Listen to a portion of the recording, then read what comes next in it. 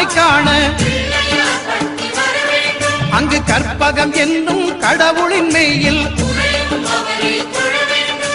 சூரியன் முதலாய் 9 கிரகமும் பலவித குணங்களை கொண்டிருக்கும் எங்கள் கற்பக தருவில் அவை வரும்போது ஒன்றாய் சேர்ந்து பலனளிக்கும்.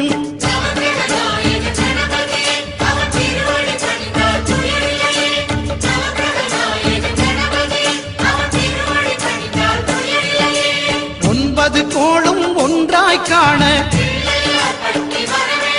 அங்கு கற்பகம் என்னும் கடவுளின் மெய்யில்